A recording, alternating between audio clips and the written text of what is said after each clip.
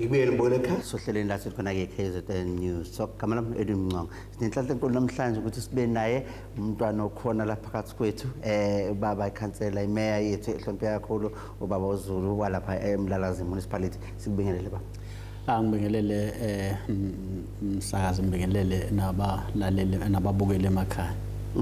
Kuyintokozo kakhulu uma sinawe la ngiyakhumbula na last time sila ziningi izinto sayibheka kumasipala waseMlalazi kwazisa ukuthi ke kuba neprogram ensweni idudula nenze sho ukuthi abantu bayithola ingqalazinda abantu bayasizakala. Kodwa ke namhlanje nawo sibheka unyaka uqala mntwana omkhulu la unyaka uqala ka 2017 njoba sikuwona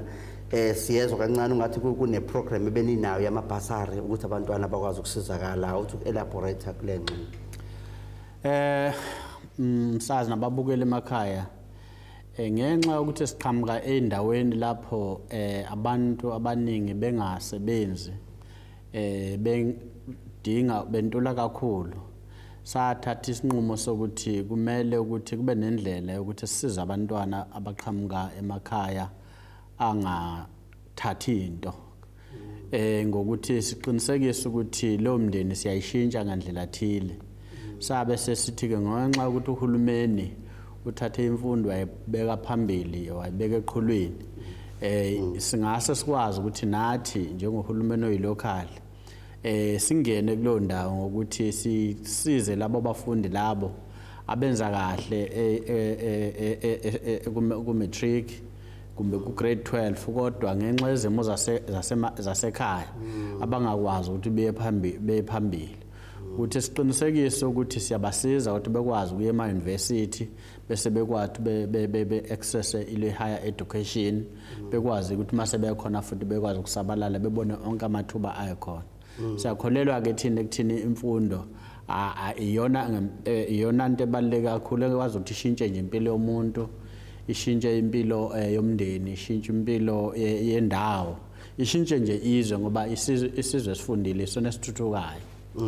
Uma sibheka meya undawo yaseMlalazi yakheleke kakhulu kunindawo ezingathi siyilaleni semakhaya bese bakhona namalokishi kanjalo noma siyakonkanini siyakokhoza sithi Mlalazi sithi lokushini Kington Zulu kanjalo. But ngiyabuka lokuthi ke uma sikhuluma bangaki abantu le basari bangaka aba student amalena zasizakalela nanokuthi ke iziphi indawo engathi nanithatha kuzona kakhulu ukuze kwakhela lesibalo seingane ezingene ezinikwazi ukuthi nayikhokhela ema-varsity. Abantwana abasizakele ba 103 abakwazi ukuthi besizwe ukuthi behambe beya ekhungweni zemfundo ephakeme. Laba bantwana ke baqhamuka wonke amawadi aseMlalazi. Kodwa ke siyazi ke ukuthi isikhathi esiningi kunemkhakha okuyiyona izwe lidinga kakhulu kodwa futhi nomasipala nje oyidinga kakhulu kuzokwazi ukuthi ithuthuke ngoba irrelevant esimeni sokukhulisa komnotho. So sibese sikwazi ukuthi siyibeke lemkhakha lena ezokwazi ukuthi isize kakhulu ukuthuthukisa umuntu ungathi umuntu ufundile kodwa bese ngena nje lapho kuthiwa khona ama-unemployed graduate ekube imkhakha nje relevant njengamanje mningane yanake cishe la ko7 imkhakha esikwazi ukuthi silingenelele yona silokhuzana sisize kodwa besitargeta wonke umasipala bonke abantu abahlali abenze kahle kodwa abadeservayo ngoba bakhona abenze kahle kodwa futhi abangadingi usizo lukamasipala. Iyona ndlela esingene ngayo. Okay, mhlambe ke before sidlulele sengizela ukuthola kulaba meya njengamanje grade 12 learners baphizi bayafunda baserious abanye bazophasa babhekile ukuthi next year bayima-varsity ukuthi ke bayi-program mhlawumbe eqala unyaka usiyophela noma iqala ngalo nyaka njengathi senje senibathathile ukuthi uma abantu sebephasile kuyima sebenga-apply beze kunina kube yi-program yenze kanjalo sesenza laba ke manje aba-serious kodwa abaswele abalaphaya ey'ndaweni zasemakhaya la ngempela abangakwazi uku-afford ukuthi iprogram iqala unyaka usuphela noma usuqala omusha because ke besebolandela ke iprocess yakhona. Mhlamba siqala kanjena umsakazi ukuthi mhlambe ukukhuzana le program sithi sinikeza laba ithuba sibe sibheke laba abalokho abantu bebe motivated nabo laba abazoqala nje benza umatric kumbe ugrade 12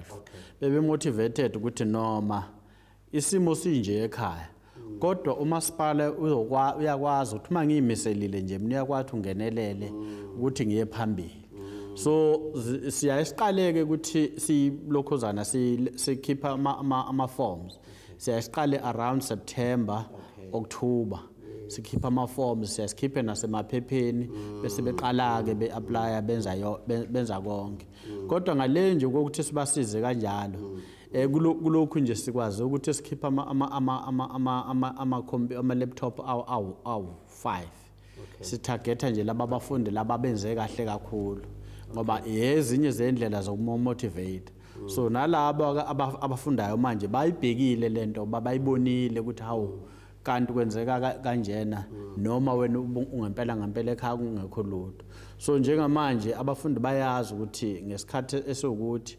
kuzobe sekuphuma amalokhozana ama-application form kodwa siyasebenzisa futhi nama-council ukuthi spread le message kodwa ke siyasikhiphe futhi nasemaphepheni ukuqinisekisa kodwa ke kukhona futhi uhlelo esiyasilwenze njengomasipala ukuthi mase bezobhala sibe nomkhuleko nabo sibambisene no-education siba motivate ukuthi bekwazi ukuthi benokuzethemba bazi ukuthi yonke into possible ngaloso sikhathi futhi sike sibaphathele yonke into soke sibaphathele lokhuzana ama-application forms abazofusuka bezowathola there and there kodwa hayi kuphela kwamasipala siyasiya nje kwaPrima ngoba lokhuzana kwaPrima onke amalokhuzana ama-department ayisubmit ama-forms khona sibuye nama-forms bese siyawa distributor ngalolo suku lomkhuleko kusho ukuthi nje siyayizama singathi nje yila kumasipala kuphela siyazivuleleke kuyo yonke imikhakha onke ama-department kahulumeni anayo amabhasari